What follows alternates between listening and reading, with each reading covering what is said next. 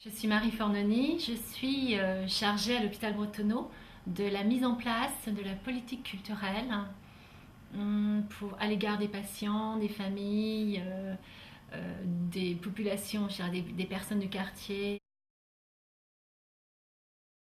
J'ai fait sa rencontre à Mac 2000, je ne sais plus si c'était Mac 2006 peut-être. Et lorsque j'ai vu son travail, je me suis dit que c'était un travail intéressant à montrer à l'hôpital parce que c'était un travail non classique, non traditionnel dans la photographie.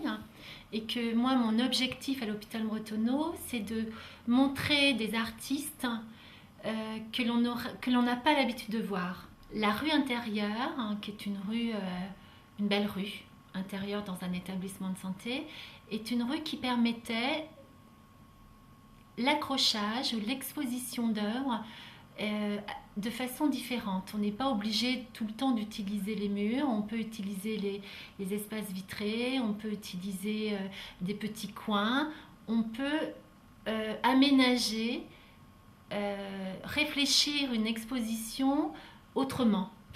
Et je me suis dit, le travail de Christophe Olivier pourrait bien s'adapter. Par ailleurs, c'est aussi parce que j'aime ce qu'il fait. Je trouve que c'est un travail intéressant, un travail où on sent une certaine recherche. Et ça, c'est un point positif pour moi. Par rapport au support, parce que son travail photo noir et blanc, beaucoup ont pensé que c'était de l'encre. Après, beaucoup ont pensé que se demandaient comment il avait pu faire. Donc il y a déjà eu toute une réaction par rapport à ce support, par rapport à cette impression sur une toile blanche, alors on avait décidé d'exposer ça pour le mois de décembre. Et généralement, au mois de décembre, je mets plus de la couleur. Et là, on est resté dans une certaine sobriété, dans une certaine, je dirais aussi, luminosité par rapport à. Pourtant, on parle de noir et blanc, donc on ne pense pas à la luminosité, mais ça interpelle. Voilà, donc le support a interpellé, toile, euh, la matière, et également aussi ces grandes tours Eiffel sur son support PVC. Quoi, ce travail photographique a intéressé tout le monde. Donc, fait questionner.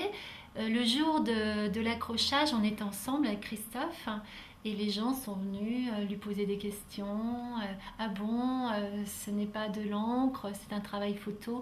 Oui, c'est ça. En fin de compte, c'est ça l'objet. C'est interpeller, surprendre et faire en sorte que le public, que ça soit le public des patients, des résidents, les familles, les bénévoles, je veux dire les visiteurs, parce que l'hôpital Bretonneau est un hôpital très visité, c'est d'interpeller et de pouvoir à un moment donné aussi leur dire voilà ce qui peut exister, voilà ce que vous n'avez pas l'habitude de voir, surtout dans un hôpital, et voilà ce qui peut aussi accompagner, je dirais, cette découverte dans le domaine culturel, dans le domaine artistique plutôt.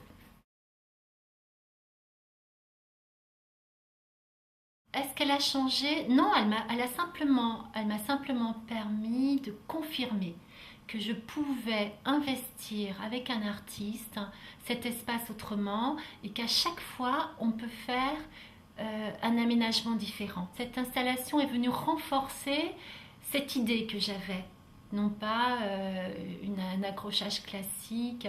Je pense qu'on aurait pu faire mieux encore avec Christophe parce que il a matière à, il a des productions qui permettent une installation autre, mais nous restons dans un hôpital et que un hôpital n'est pas forcément un lieu d'exposition, n'a pas forcément la facilité de permettre des expositions un peu plus étranges ou des installations un peu plus particulières.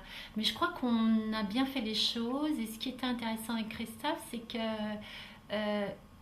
petit à petit, d'abord c'est le premier artiste qui m'a posé beaucoup de questions sur ma fonction. C'était la première fois qu'on m'interpellait autant.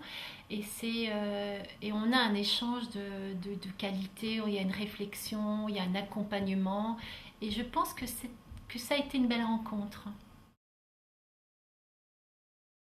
La culture n'a pas de frontières, c'est-à-dire que ce n'est pas parce qu'on est dans un établissement de santé ou dans un hôpital, là on est dans un hôpital de gériatrie, donc on aurait plutôt tendance à penser qu'il est préférable de mener des actions d'antan, du passé, hein. Et moi j'ai plutôt l'envie d'aller vers l'avenir, de faire découvrir, et les personnes âgées qui vivent dans cet hôpital ont un avenir et que moi je les accompagne dans cet avenir de par mes actions, de par mes missions. C'est savoir comment on peut adapter un projet dans un contexte particulier qui a sa spécificité.